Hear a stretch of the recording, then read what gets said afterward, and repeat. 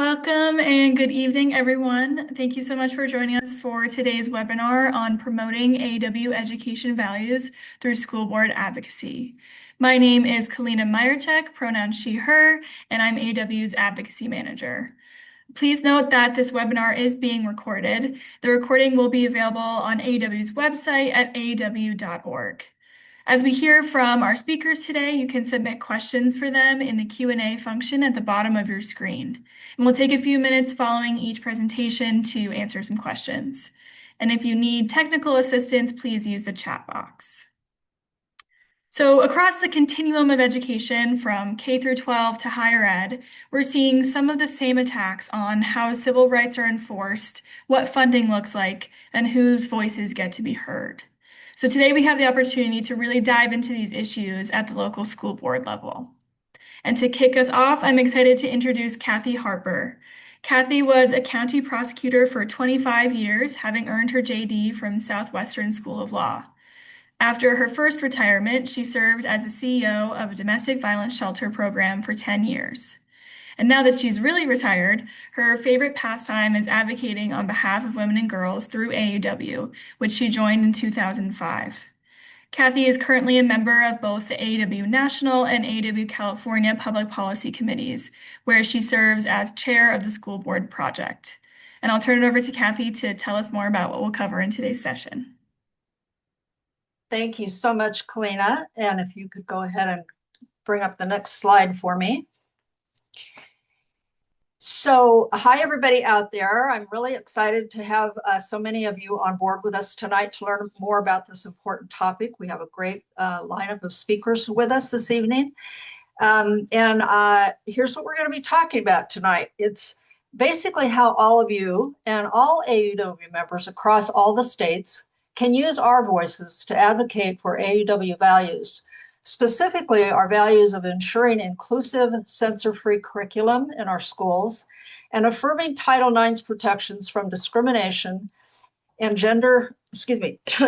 from discrimination based on sexual orientation and gender identity by engaging with our community K through 12 school boards, and more importantly, why we should be doing so.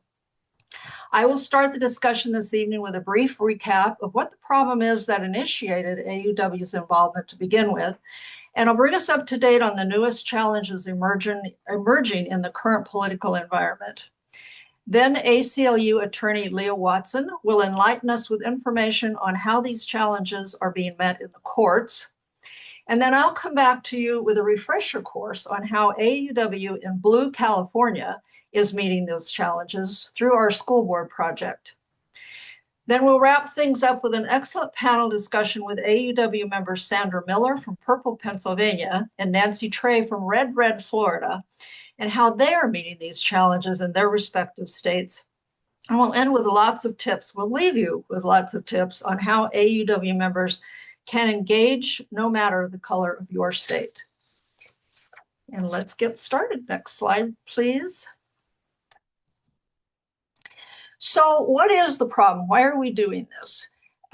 So what we know is, and we've known for quite some time, our interest in AAUW California started, our school board project started out of a recognition that we had all these organizations from across the United States who were coming out and supporting candidates for school board races who advocate for policies leading to the removal of what they consider to be objectionable books from school libraries, policies leading to the censorship of what they found to be objectionable curriculum from school classrooms, and policies leading to the lack of a safe space for students with what they consider to be objectionable sexual identities. Next slide, please. So we started looking into how we could address this. And before we did that, we wanted to get a better idea of what the full scope of this problem really was. And so we started doing some research in each of these three areas. So we started with book bans. And what you're going to see on these slides is this is a kind of a redo, a tweaking of this presentation that I did in 2024. And at that time, I presented the statistics that we knew about that were current up through the previous summer, August of 2023. Those are all the numbers in black. I left those numbers on there when I redid this screen because what I wanted to show is a comparison. So in the numbers in red are the statistics that are viable through December of 2025. And I wanted everybody to be able to see a comparison of how far we have, or in this case, actually have not come, depending on your point of view. So we've gone from in 2023, we had 21 states that had book bans. We're now up to 23 states. We now have 451 school districts, distinct school districts across the different states who are imposing some form of book ban. The number of instances of books banned in public schools through the two school years, through the two comparisons, has doubled. It's gone from 3,300 at the end of in the summer of 2023 to now 6,700 as of December 2025. So we are definitely moving in the wrong direction. Next slide, please. So here's a breakdown of the 10 states with the most challenged titles. And if you might recognize that your state in there. We actually added 3 states. I put the numbers in here. I'm not going to go through all of these, but you can see that in almost every single instance, the states that we reported on 2 years ago are still imposing book bans, and you can see their numbers. And then you can see that we've actually added 3 new states since 2024. Georgia, Utah, and Minnesota have all 3 joined the list of the top 10. Next slide, please. The next subject that we looked at was curriculum censorship. And so I like this map. The only problem with it is that you can't see the fine print down there. This shows the 17 states. It shows what's going on in all 50 states, but it highlights the 17 states that already have in place censorship, curriculum censorship policies. But what's more important to me about this map, or more interesting, so the dark brown are all the states, it's those 17 states that currently have some kind of curriculum censorship policy in place. The kind of next level down, orangish states are where a bill has been proposed, but there hasn't been a resolution of it. The kind of more orangey is where a bill has been introduced, but it was overturned. And then this is what the kind of sad but interesting part is. There's the very light kind of beigeish, no action. Those are the only states, and there's only 5 of them, where there has been no move toward curriculum censorship. Next slide, please. Then finally, we looked at states that had some kind of policies that were harmful to our LGBTQ students. We were particularly concerned with this whole concept of parental rights and parental notification, basically parental right to be notified, that just really is nothing more than outing of LGBTQ plus students. Where their identities, where they identify, the student identifies other than their biological sex. And again, I'm not going to go through every one of these. I left the bill number that instituted these policies in each of these states. If one of these states is yours, these slides are going to be available to you after the presentation. So you can go in and take a look at that bill and look it up to get the language yourself. But again, bad news, not only do we have all the original states, but now we have 2 new ones. We had 14 before, now we have 2 new states. Ohio and South Carolina have recently added these policies as well. Next slide, please. So those are the challenges that we've been recognizing over the last 4 years as we've been following this. And now, if that weren't enough in the individual states, now we have new challenges coming out of this new administration. So from the federal level, what we're facing now is an executive branch that is anti-DEI. We have a congressional majority that uses parental rights to promote the various beliefs of the values and beliefs of some parents over others. And we have a Supreme Court that favors religious rights over other rights. So to help us understand all this, and specifically to understand what's being done about it, and to give us maybe a little bit of hope that all is not lost, we're going to hear next from Leah Watson. And Leah is a senior staff attorney with the ACLU's Racial Justice Program, where she focuses on classroom censorship, the attack on DEI, the criminalization of homelessness, bias in policing, and racial health disparities. She is currently litigating challenges to censorship in Florida, Oklahoma, and New Hampshire, as well as at the federal level. Leah earned her JD from Harvard Law School, where she authored, this is in quotes, this is the name of her essay was on the anti-critical race theory campaign, how classroom censorship and racial classroom censorship and racial backlash by another name. This is what she wrote in the Harvard Civil Rights, Civil Liberties Law Review. Prior to law school, Leo taught high school in Atlanta, Georgia through the Teach for America program. She earned her BA magna cum laude in communication studies and sociology from Vanderbilt University. And we're very, very lucky to have her with us this evening to help us understand the legal landscape. So with that, I'll turn it over to Leah. Thank you so much for that warm welcome and very wordy bio, but also really excited to be here with you and to have this discussion. So I'll jump right in. Really, my discussion is really around litigation challenging the fight against educational censorship and the ACLU's catchphrase, which as a litigator I really enjoy, is "see you in court." So I always start there.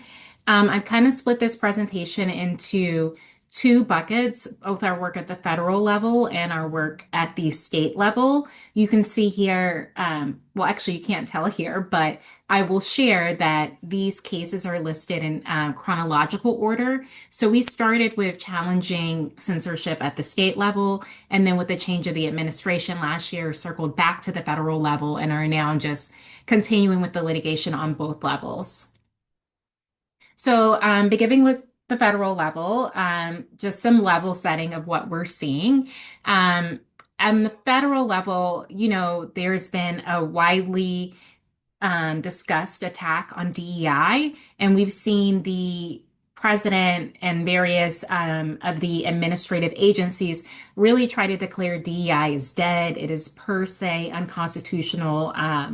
And one thing that we are always flagging is that no court in the country has declared that all forms of DEI are unconstitutional or illegal. So really, even though the Trump administration is attempting to declare it unconstitutional, there is not any way for them to overcome the 60 years of anti-discrimination law that's already been built out at the federal level. And so it's really just their declarations ringing hollow. Another thing that we've seen them try to do is expand the Supreme Court's holding in Students for Fair Admissions versus Harvard beyond its stated limitations. Their SCOTUS was very clear that there can be constitutional consideration of race, even in higher education admissions. If someone is explaining the effect that their race has had on them, the discrimination that they have experienced, you can't give an automatic bump. But certainly there is still a proper lane to consider race. And what we've seen coming out of the Trump administration are repeated misrepresentations about what SFFA is and what the Supreme Court decided.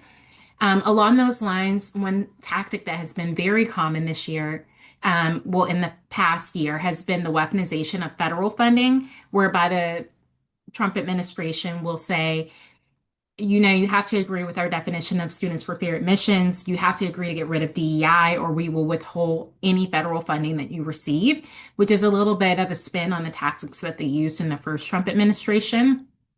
And then one key point here is that they're relying on fear and relying on people taking acts in hopes of anticipatory or preemptive compliance.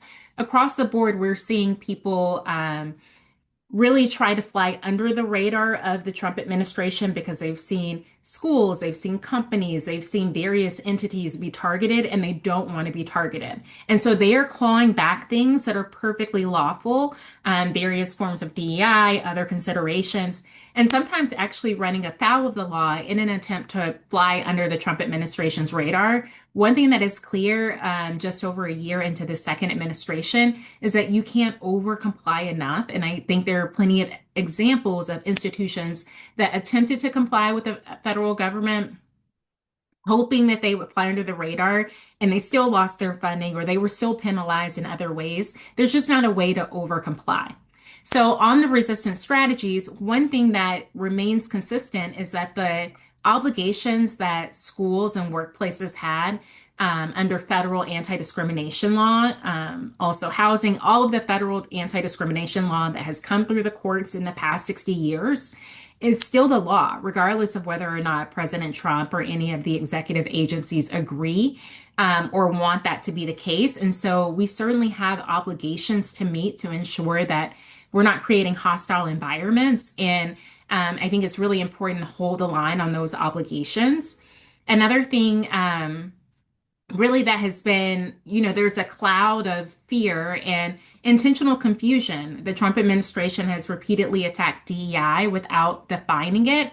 And so if you are receiving instructions to make a change because of something that's happening at the federal level, and this also goes for the state level as well, I think it's really important to request clarification on the scope of what you're being asked to change and why, just so you have an understanding, and also documenting what is removed. As someone litigating in this space, I have to believe we're going to move past this level of censorship in this current environment. And one of the things that keeps me up at night is just recognizing that things are being pulled out of the curricula and programs are being pulled so quickly without any documentation of why or what is actually missing. And when we are on the other side of it, I think we'll have a lot of work to do rebuilding the parts of the system that were working well.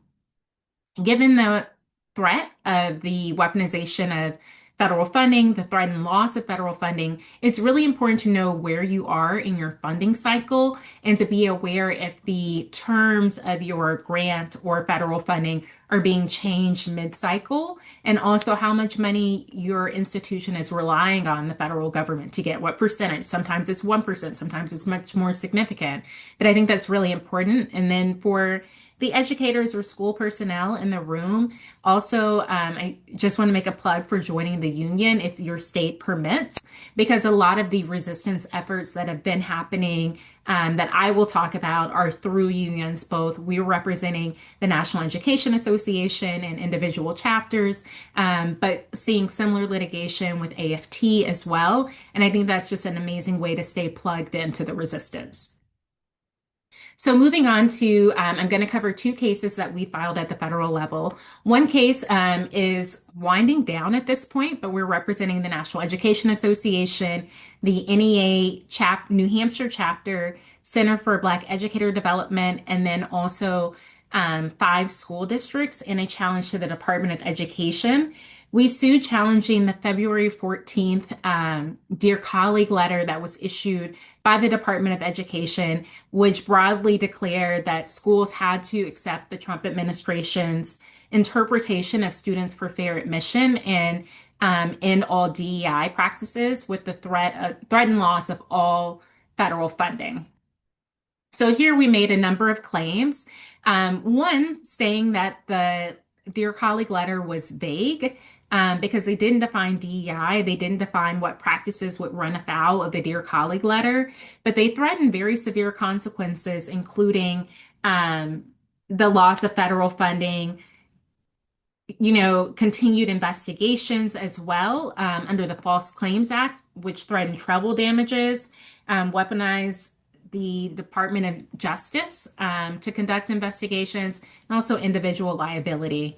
We also alleged that the Dear Colleague letter violated the First Amendment. This was particularly in the higher ed context, where the Dear Colleague letter would circumscribe what's taught in university classrooms, running afoul of academic freedom. And then we have a number of procedural violations under the Administrative Procedure Act that basically just say the Trump administration did not follow the procedures required by law to make this change. And then finally, for the school districts that were impacted, we brought a spending clause claim because the Trump administration attempted to change the terms of the grants that school districts were receiving from the federal government mid-cycle. This case was very exciting because there were 3 challenges filed, one by the ACLU, one on behalf of the American Federation of Teachers, and one on behalf of the NAACP. And on April 24th last year, all 3 courts in 3 different states that would move up to 3 different circuits found the Dear Colleague letter to be unconstitutional and illegal. And so it was struck down. Three preliminary injunctions were issued. The government appealed in the AFT case, which reached a final resolution over the summer. It issued an appeal, but just recently decided not to proceed with the appeal. And so I think that's really important. In the other cases, the ACLU case, in the NAACP case, the Department of Education decided to file a joint motion to dismiss. So they have backed off of their enforcement of the Dear Colleague letter. And that means in these joint motions to dismiss, they've agreed not to enforce the substance of the Dear Colleague letter, not to enforce the NDEI portal that they included as part of the letter, or the requirement that school districts certify that they will comply with the letter. It's really a big win for advocates. I will also just share that the Department of Education recently has indicated that they intend to continue their attack on DEI, so we will see what comes next. And I've also seen Secretary McMahon bragging about the fact that 400 institutions made changes as a result of the Dear Colleague letter. I think that's really important when I was mentioning anticipatory compliance before, because we have people complying with the Dear Colleague letter, even though it has been widely enjoined by 3 courts. And so this is a case that is winding down. We're waiting on the court to rule on our joint motion to dismiss. I'll also flag another case, EK versus Department of Defense education activities. This is a case that we filed in the Eastern District of Virginia. DODEA schools are the schools for Department of Defense, for the students of Department of Defense officials and military members around the world. And so there, DODEA, as a result of executive orders that were issued, they created lists of books to be banned from classrooms in K-12, also material to be taken out of classroom instruction, including material that would be on the AP exam. So here we represent a number of students through their parents. We brought First Amendment claims on behalf of the students, alleging violations of the students' right to receive information. They have their own First Amendment right to be presented with material and to decide for themselves what to believe. And here we challenge their access to books and curriculum. At the district court level, a preliminary injunction was issued that required the DODEA schools of the student plaintiffs to put those books back on the shelves. And the federal government has appealed to the Fourth Circuit. And so that briefing is going to begin soon. On the state level, there are a number of issues that have been going on. At the state level, we've been fighting this level of censorship since 2020, 2021. And they're now with a few different cases. I'm going to cover 3 cases that we filed. All 3 of these cases are cases where we had a victory below at the district court and are now on appeal to the circuit courts. And so they're ongoing. Within these cases, there are a few questions that come up very routinely. One is, what is the role of the state? Can it just decide that it doesn't like a certain point of view and require teachers not to teach it? What's the role of schools and teachers in particular? Are teachers just mouthpieces for the state, which is an argument that has been made routinely. I personally, as a former K-12 teacher, find that completely offensive because I think it minimizes the work that's happening in K-12 classes, but certainly an issue. What is the role of the schools? And embedded in that is the question, what First Amendment rights do teachers have? Very recently, in the past few years, the Supreme Court decided a case, Kennedy versus Brimberton. You might remember this. It involved a football coach who was praying on the football field after the games. And there, the Supreme Court said, teachers have First Amendment rights that they can exercise outside of classroom instruction. And so one thing that we're continuing to watch is whether or not courts will ultimately decide that the state can control what teachers say during classroom instruction, but has less control outside of classroom instruction, is really where things are trending.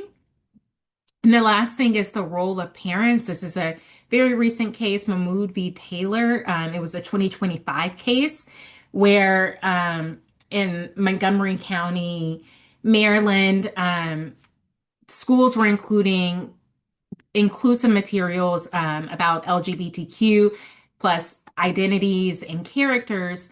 And a group of parents challenged the policy because they didn't have the right to opt out of that material on religious grounds. It went up to the Supreme Court, and the Supreme Court said the lack of an opt out procedure violated the free exercise, the freedom of religion, First Amendment right of the parents. So, this is one I think is continuing to evolved because, as a practical matter, one thing that many advocates, LGBTQ advocates, were worried about is really hard for teachers to notify parents and opt in and opt out and how to manage that. So I think we have to see is one thing that we're continuing to track to see this how this implementation rolls out and whether or not it does ultimately end in the censorship of more material just as a practical matter for teachers, but it's certainly something to watch out for.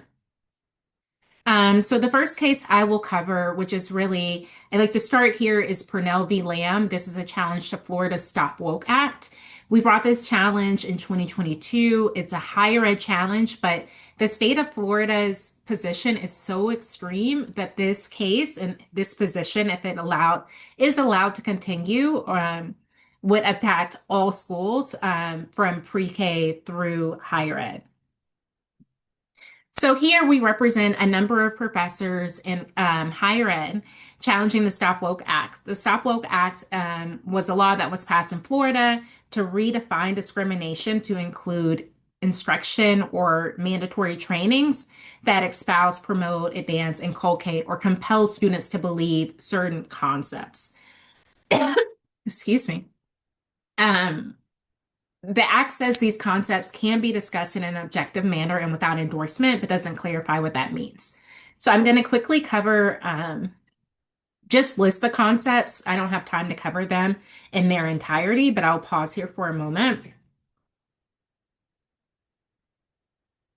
As I look at this list, I like to look down at the fourth one. Members of one race or sex cannot and should not attempt to treat people without respect to race or sex. That's just a very confusing concept to read and one that has been really hard to define. And then, excuse me, also looking at the top that one race or sex is inherently superior to another is, excuse me, difficult in practice beyond the actual reading this verbatim, what else is covered. So here we brought a number of claims under the First and 14th Amendment. The First Amendment claim is that the law is a viewpoint-based discrimination, and then also that it violates students' right to information. On the 14th Amendment, we have brought a claim that the law is unconstitutionally vague because it doesn't clarify the difference between prohibited and permissive instruction, and also invites arbitrary and discriminatory enforcement. And then also that the law targets Black students and educators. The reason I like to start here is because the state of Florida has taken the most extreme position. So their position is that every word that is spoken in a public classroom is government speech and they can control every word. They've argued to the court that they can issue transcripts for teachers, educators at every level to read from, so we wouldn't have traditional education at all.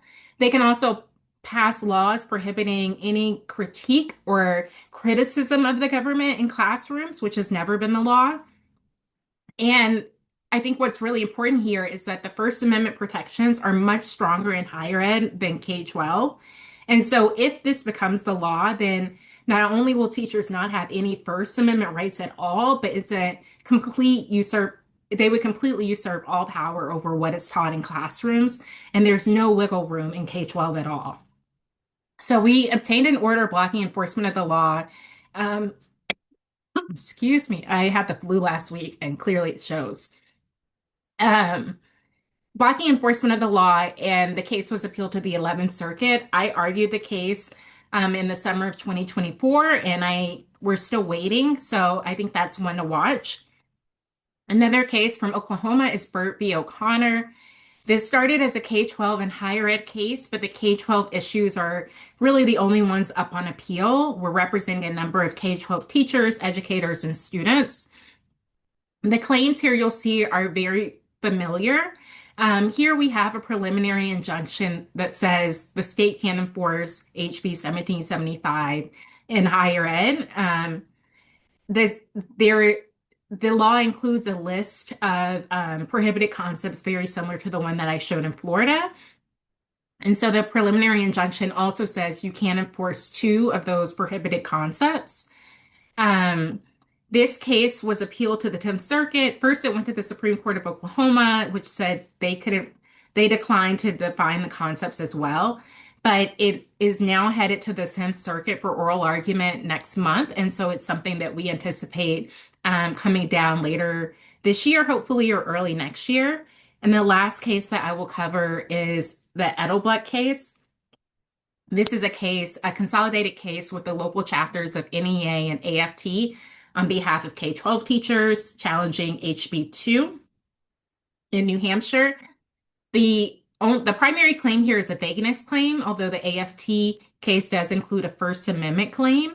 And here I think the judge at the district court was very thoughtful about thinking about as a practical matter why it is hard to teach under these conditions, because teachers are required by the standards to talk about issues that impact or involve racism and sexism. So you're requiring them to teach about topics, but then threatening to take their license, their state teaching license, if they run afoul of an invisible line without anyone being able to define what the law actually prohibits.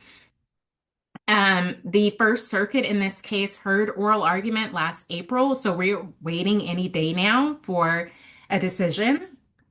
And the fight continues. So I have some other resources here, including my law review article if you're interested. And I will turn the floor back to Kathy. Thank you. Thank you. Thank you so much, Leah. That was so helpful. And as I said, a little bit hopeful and just great information. And we do have a question. I think Kalina is going to pose that to you. Absolutely. Yeah, so we have a question. What is the Dear Colleague letter? So can you give us a little more detail again on the February 2025 Dear Colleague? Yeah, so the Dear Colleague letter was a letter that was written from the Department of Education to state and local educational agencies, in which the department said, we're going to share our view on DEI. And our view is that DEI is illegal. Our view is also that you can't have DEI or any consideration of race under Students for Fair Admissions versus Harvard. And if a school were to disagree with our view, we are going to take all federal funding that you receive. You could be subject to treble damages under the False Claims Act if you receive funds and you don't fold to our interpretation, and we can weaponize the DOJ against you personally or your institution. And so in the Dear Colleague letter, I mean, Dear Colleague letters are very common just in administrative agencies. This isn't the first one that's happened. There's supposed to be guidance, like we're just sharing our understanding or we're just giving you an update. For example, after Students for Fair Admissions came down in 2023, the Department of Education issued a Dear Colleague letter that said, look, there's all of these ways you can continue to consider race, or programs that can consider race can continue. But here the Trump administration took a different approach, and the threatening nature of it, I think, is what gave us the hit for litigation. Thank you so much. Appreciate it. I would love to turn things back over to Kathy. Like, pull up your slides. Thank you so much. And while you're doing that, I just want to say thank you again to Leah. And I hope you all got as much out of that presentation as I did. And as I said, I hope you're all feeling a little bit more hopeful that at least there are people out there who are fighting for our values and on behalf of our values. And when we fight, we win. That's what we're finding more and more.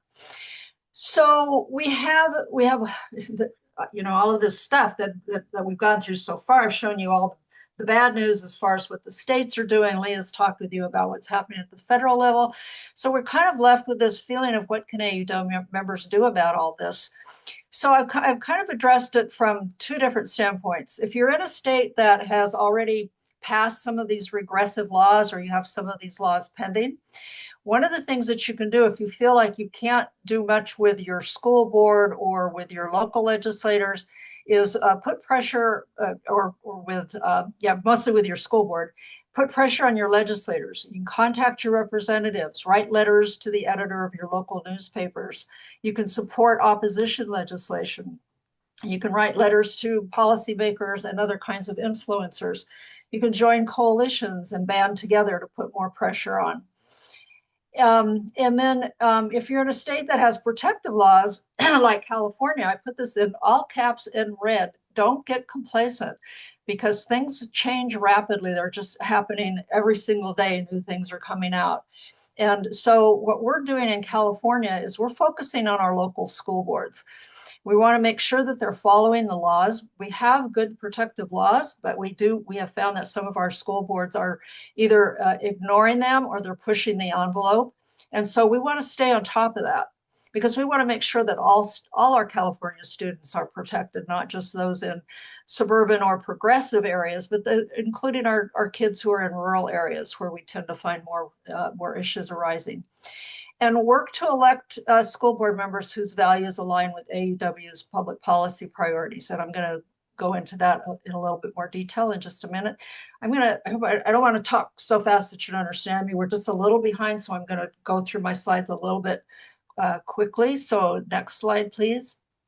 So I'm going to talk about how California is fighting back. Next slide. So as I mentioned, we're very lucky in California. We have this law, AB 1078, that was signed into law and is still the law of our state.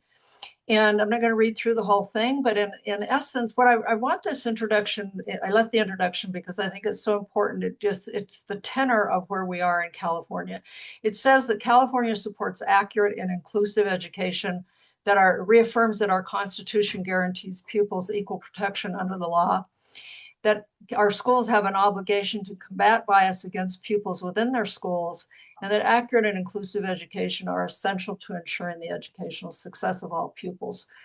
So if you're in a state that you feel is kind of iffy, maybe it's not this strong, we're happy to share our legislation with anybody who's interested. But again, as I said, we're very lucky, but we are finding in some of our more rural districts where all of our school board members are not necessarily following these edicts. Next slide, please. So here's how we're responding at AAUW California specifically. So when we first started looking into this, we knew we wanted to do something. We put together a proposal and presented it to our board of directors, and they agreed that we could go forward with this project. And what they wanted us to do is assess what is the real extent of the issue in California. Again, that complacency thing, we had a tendency for some of our members to say, well, why are we worried about this? We've got these great laws. So was it really an issue? Assess the extent of membership concern. Was it worth doing this project? Were our members interested enough in it to even go forward? And how willing were they to participate and actually, get involved in doing something about it? And then we were to come back to the board with our recommended courses of action. And next slide, please. So we did two surveys. We did the first one in 2023, and then we put on a webinar about our project. And so it did a follow-up in 2025. And so here's the results. And again, not going into all of them, but in our first survey in 2023, we had about 92 members out of a membership of just a little over 9,000 of our members replied with some degree of interest.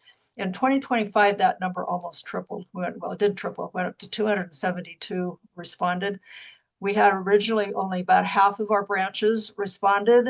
In our 2025 survey, we had almost 100%. We had 91% of our branches who completed the survey. And then we'll go down here to the end to the school board meetings. The question on the survey was how many of you are currently attending school board meetings, and after the presentation, how many do you think you might, or how many of you think you might want to in the future? And the original numbers were 16 of the survey responses were currently attending.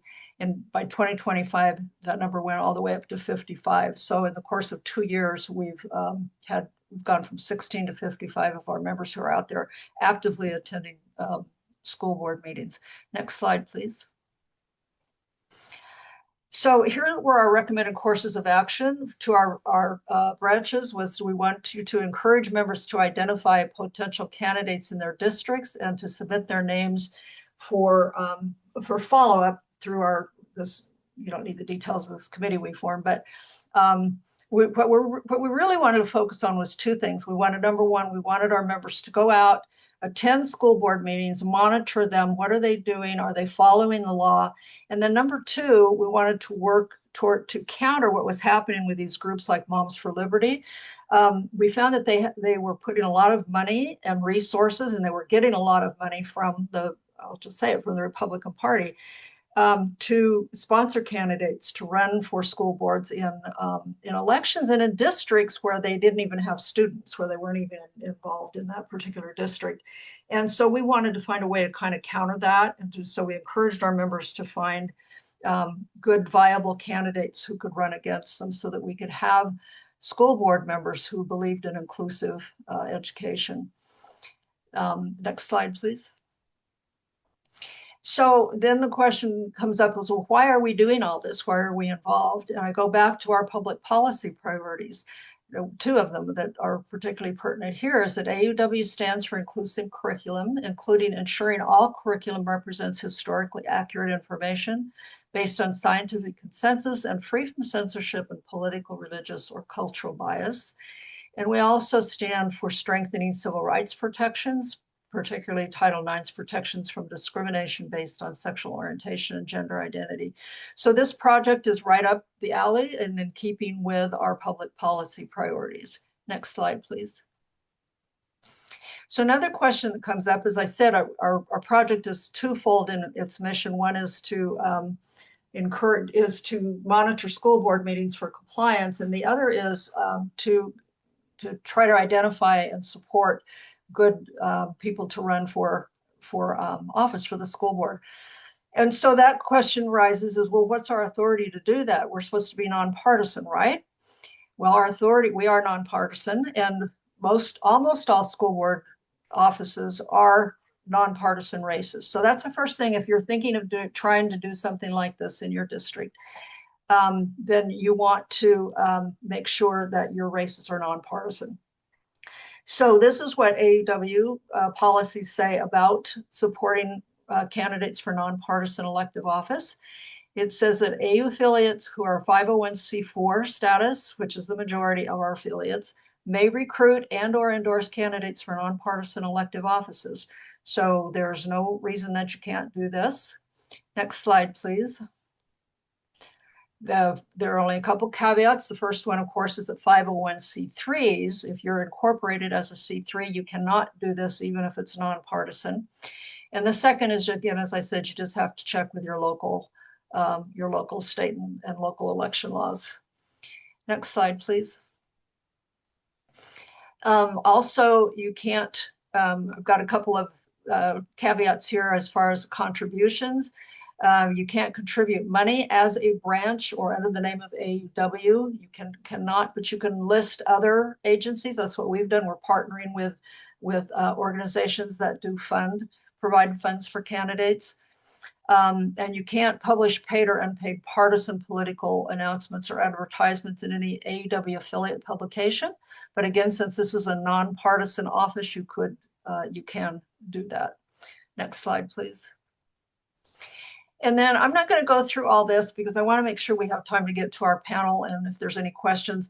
I have a section here on what to say and how to say it if you do decide to go to a school board meeting. What I'll do is mention that at the end of the conclusion of the presentation, we have about 4 pages of resources. It's really, really complete, and it has references for everything that's been in this presentation.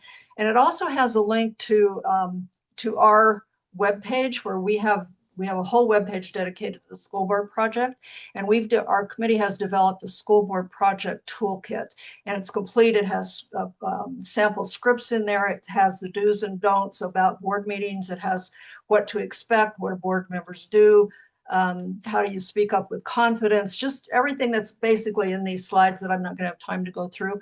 But I will just direct you at the conclusion of the presentation to that website and really encourage you, if you're interested in doing this. It's a great way to engage your branches when you have members who feel like, well, I can't do public policy stuff. And we hear this all the time from our branch members that nobody wants to do public policy. They don't know what to do. They're not lawyers, blah, blah, blah. This is a great way to engage your members. They can do it anywhere in any district. Everybody lives in some school district and can do this kind of work. We just need to give them the tools and the information to make it happen for them. Go ahead and go to the next slide. Yeah, this is just, one of our branches has formed a really strong coalition with other community partners. That's about coalition building on that same website. Go to the next slide. And it works. We've been told by school district staff and board members that our AUW's presence at Board of Education meetings has changed the tone of public meetings and has been a factor in building community support for the district and encouraging current members to run again. So this is really important in those districts where your board members are discouraged because they may be a minority in a very conservative board. And they're feeling discouraged and thinking that they're not going to run again. And when they have members like AAUW members come and show their support for them and support for their values, it really makes a big difference and is very encouraging for them to carry on. Next slide. So these are just presentation tips. Yeah, I'm not going to go into those. So I'm going to go ahead and end my presentation there and see do we have any questions? Kalina? Yes. Let's see here. Question, which if you're not able to answer, we can always follow up. But what is the current status of conservative attempts to make school vouchers available in all states to allow parents to use tax dollars to send their kids to private and parochial schools? So it's a great question, but I'm not going to answer it because it's a little bit outside the scope of this particular presentation. We could do an entire presentation just on what's going on with vouchers. And it is something actually that our school board project committee is going to be taking on for our the next part of our project this year. And so stay tuned. We may be coming back with a presentation on that, but we just don't have time to go into it today. Sorry. Sandra, I see you popped up. Maybe you're typing an answer. I'm just going to go type the answer in the chat so that it doesn't take up time. Great. So you have some information on that.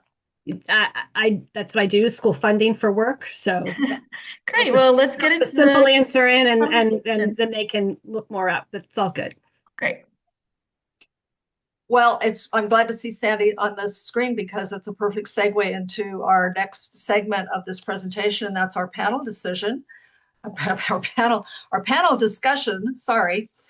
And so Nancy, if you want to pop on as well, I'm going to introduce both of you at the same time. So our panel consists of Sandy Miller, and Sandy, I'll tell you a little bit about her. Following her attainment of both a bachelor and a master's degree from Penn State in public administration, with a focus on strategic planning and policy analysis, Sandy Miller worked as a researcher and policy analyst in her early career in state government in Pennsylvania. With a background in both funding and policies, she was a school director for 16 years and worked on funding campaigns for over 10 years.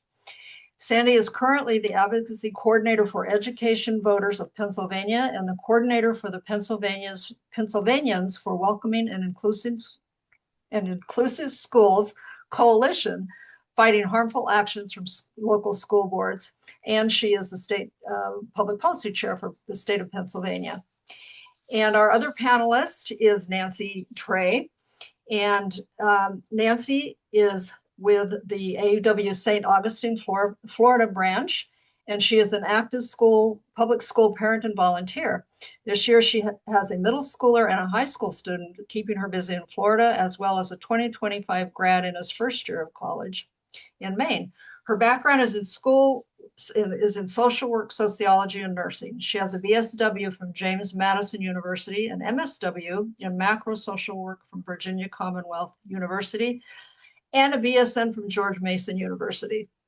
In addition to supporting the incredible policy work of her local branch, she's currently serving as a community organizer in her county for Families for Strong Public Schools, a nonpartisan nonprofit dedicated to bringing Florida's families, educators, and community members together to support a strong public education agenda at all levels of government. So welcome to you both. And let's go ahead and get started. And my first question will go to both of you, and Sandy, we'll start with you. My question was, how do the laws in your state compare with California? I didn't do a real detailed overview of all of our laws, but I just kind of gave a general tone of where our laws fit as far as inclusiveness of both curriculum and materials available to our students and the way that we include and treat our LGBTQ students. So just respond to that if you can. How do the laws in your states compare with those of California? So Pennsylvania has its own Human Relations Act that was enacted in 1955. And through the revisions of that act over time, and it was 2 years ago, there was an expansion for sex definition that now includes sexual orientation and gender identity. So outside of the normal race, religion, age, they did expand the sex as to include much more individuals, as well as to include, we have long-standing school coverage for disability. So it is a really expansive law that has a wonderful commission that's responsible for the enforcement.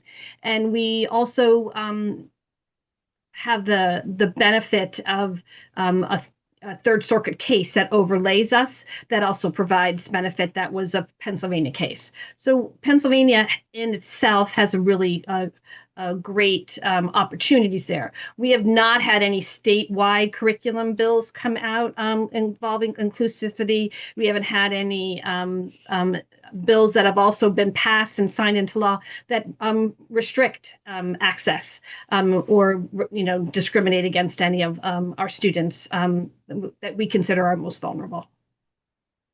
And we saw on the chart of curriculum censorship that Pennsylvania was not among those who didn't have any policies addressing curriculum censorship. Correct.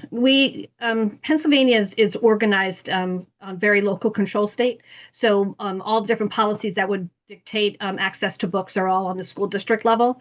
There is a current act that has been a bill that has been in the legislature that was called Our Freedom to Read.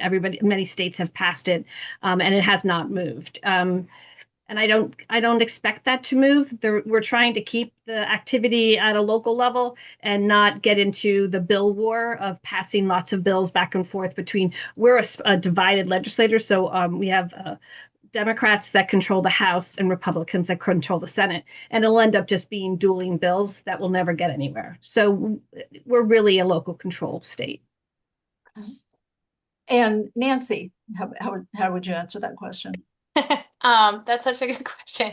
Obviously, Florida is very different from California, so sometimes I feel like I'm speaking from another planet when I enter discussions like this. Our laws, our censorship laws, are very aggressive. I think I always remind people to keep an eye on Florida because I feel like we really are being used as a blueprint for extremists for the agenda that they have for the rest of the country. So I almost feel like we're moving into phase 2 here. There's been a really good promotional campaign to sort of demonize our public schools and act like there's a lot of pornography in our libraries and woke indoctrination happening. And people here kind of ate that up and bought it hook, line, and sinker. A lot of them, not me, obviously.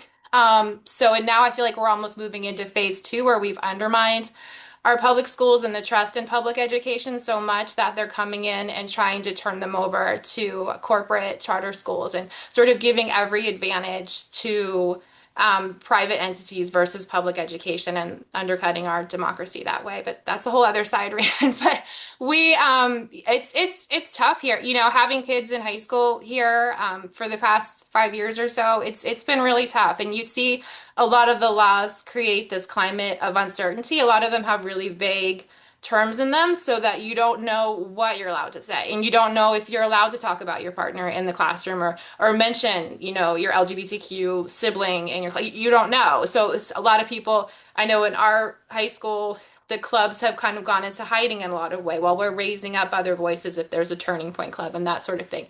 So, and to give a more specific example, I don't know if anyone saw the House Bill 1119 yesterday. Our Florida legislature is in session right now, so we've got just tons of bills that we're tracking, but this one is really scary to us. It's another censorship bill, and our House passed it yesterday. My representative for my area actually was dishonest in making an argument for it. And she was saying that we have all boys aren't blue. We have them in our middle schools in our district, which we never did.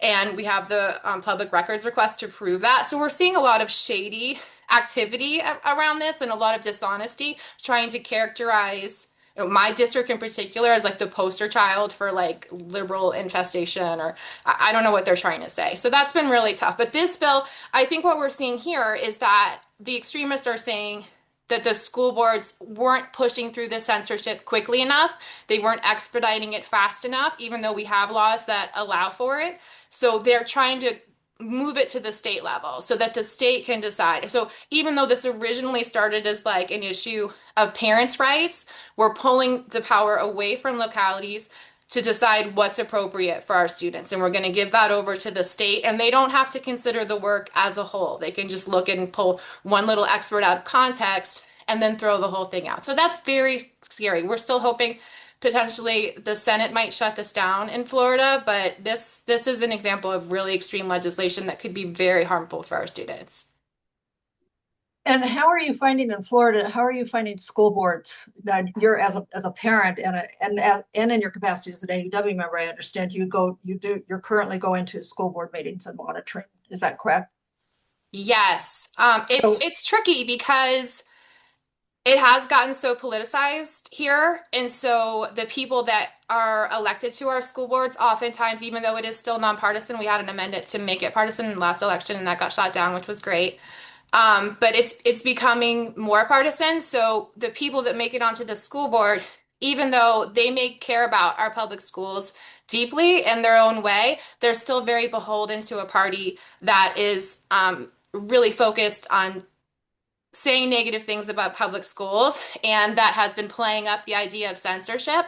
So I think sometimes they find themselves in this tough spot. So it really varies from one school. I mean, we do have places like Orlando and other places in Florida where you might have some school board members that are more in support of the freedom to read, but I know in districts like mine, it's incredibly difficult.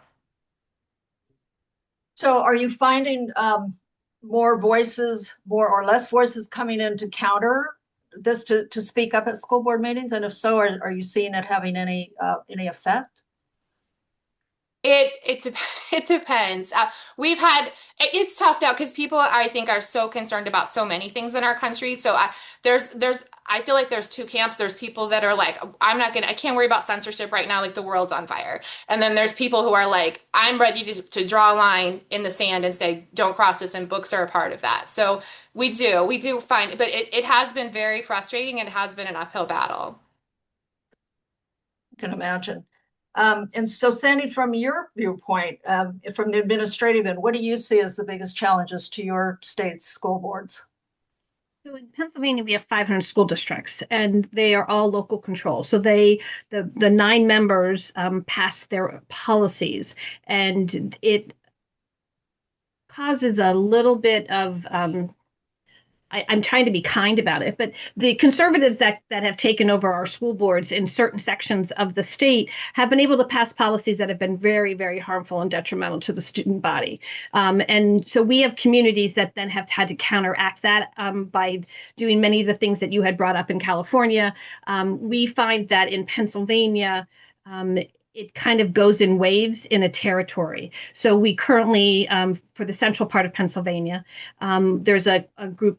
Unfortunately, we are they are a national firm, but they're based in Pennsylvania, which is called the Independence Law Center, and they have provided these harmful policies and language that these school boards then can adopt, and that kind of ran through Lancaster and York County, and we have some pockets that are available that have passed some of these policies, but it's been very centralized, and it's very difficult to once that momentum comes, they seem to pass the policy for the book bans, and then they see success there, and then they'll do the restriction to pronouns, and then we'll remove all the flags, and then they'll start talking about restricting access to facilities and to sports. So it just kind of has rolled through, and we're working really hard now. We're forming groups to oppose this, and we've been successful in some school districts in flipping these boards back. Our elections are every 2 years, and we were pretty successful in turning them around. But it is a local control state in a very with sections of our state that are very, very conservative.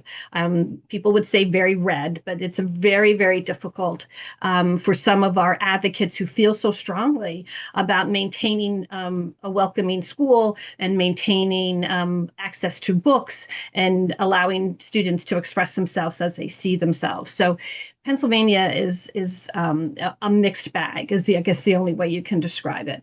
My area has very little activity at all. We haven't had any books being restricted. We haven't had any policies. We haven't had any of those things happen. But there has been some anticipatory compliance on our statewide level on sports, but otherwise we're really, you have to follow what happens in your school board, and you have to find a way to do that. We are partisan when we run, so we can't really participate in AAUW, can't participate in the electoral process as a whole, but we have a lot of members that participated as independent individuals, as themselves, to support candidates to try to flip school boards. Do I understand you that your school board races are partisan? You can cross file, but you are declared as a party. So you run as a Democrat, but if you cross file, you can run as a Republican and a Democrat.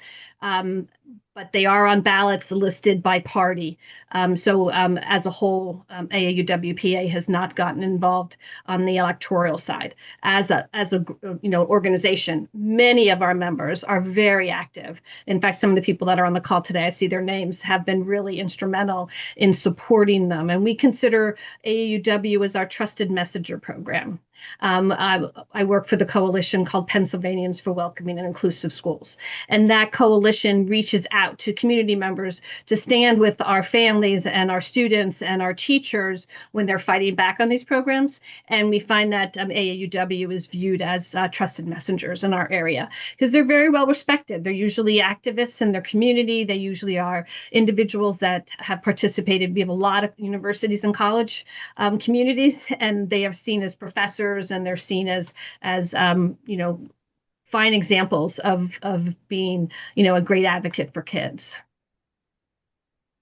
So I was going to ask you about this organization. Is it a state sanctioned agency, or is this a grassroots? So in Pennsylvania, we were one of the first states that really started seeing things directly out of the COVID, dealing with book bans on the southeast part of the state, just north of Philadelphia. So we actually are a coalition of statewide organizations and small local organizations that have joined together to support all of the little communities that are facing this activity. So the ACLU is the Education Law Center is a partner, Planned Parenthood, Red, Wine, and Blue, the small little organizations that surround different groups. And then nationally, we have the Human Rights Campaign as well as GLSENR as part of our coalition. And we really act to, I'm the point person, so they will submit an alert or action that a school board policy is going to be introduced. And then we activate all of our resources to try to combat that action.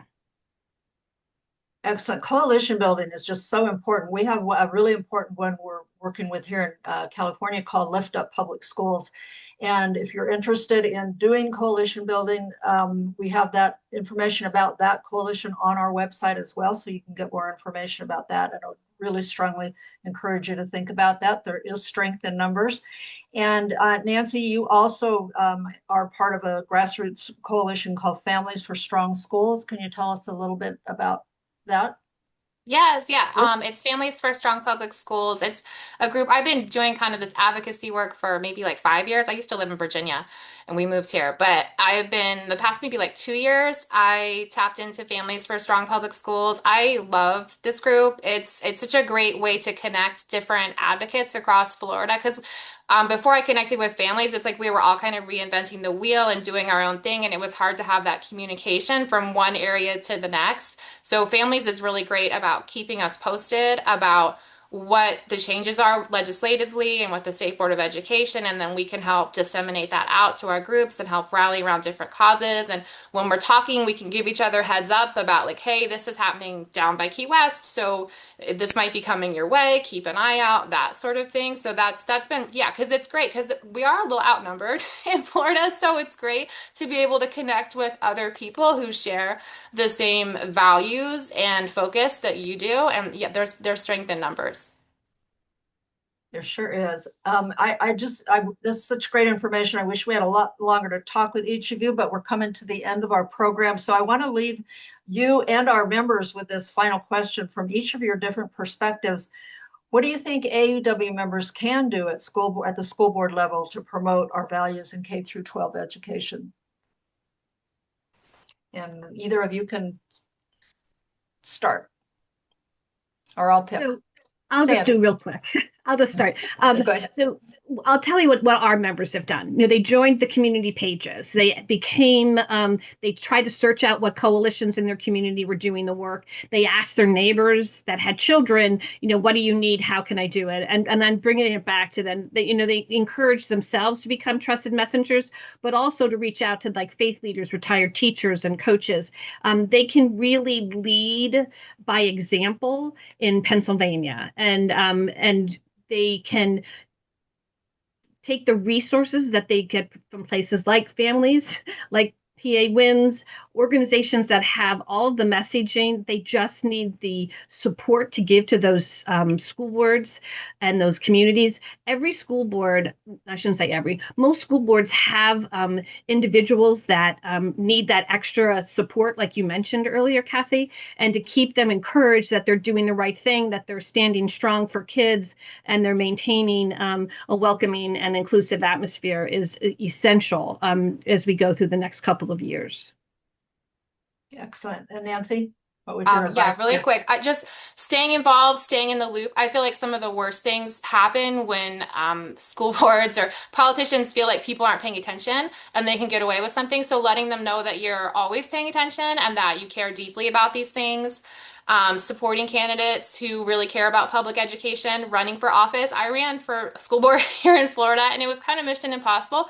But like I met every like-minded person in my whole area. We started a movement and it really inspired a lot of people to say, maybe I should run for office too. Maybe I can be a voice for change in my community. So I think that's really important. The other piece really quick is that even if you don't have a lot of wins, we don't always have a lot of wins in Florida.